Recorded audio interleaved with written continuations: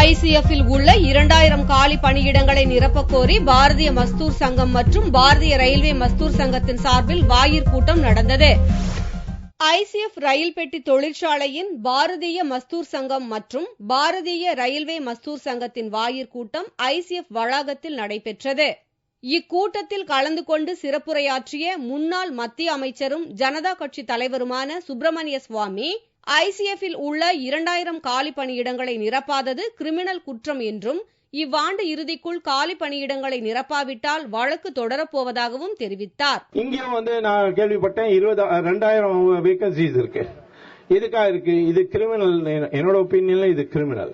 நான் இந்த அட்மினிஸ்ட்ரேஷன் சொல்றேன், நீங்க இந்த 2000 வேகன்சிஸை ஃபில் பண்ணாட்டால் இந்த 1ஆம் தேதி ஜனவரிக்குள்ள நான் உங்க மேல கேஸ் போடுறதுக்கு எனக்கு வாய்ப்பு உண்டு. சேது சமுத்திர திட்டத்திற்காக இதுவரை வீணாக செலவழித்த பணத்துக்காக முன்னாள் மத்திய அமைச்சர் டி.ஆர். பாலு மீதும் வழக்கு தொடரப்போவதாக சுப்பிரமணிய சுவாமி கூறினார்.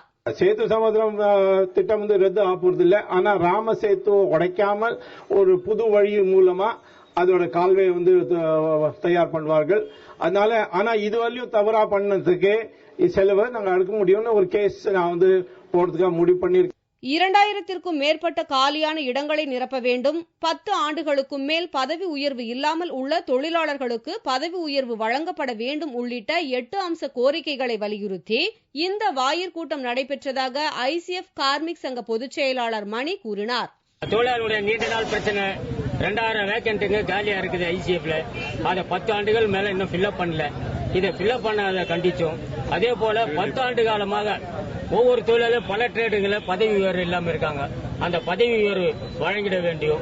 இப்படி பல 8 அம்ச கோரிக்கைகளை வச்சு நீங்க மாபெரும் கவன ஈர்ப்பு கூட்டமாக ஏற்பாடு பண்ணியிருக்கிறோம். இக்கூட்டத்தில் நூற்றுக்கணக்கான கார்மிக் சங்க உறுப்பினர்கள் கலந்து கொண்டனர். அத்தோடு சுப்பிரமணிய சுவாமி பேசுவதற்கு ஒரு மேடையும் கிடைத்தாயிற்று.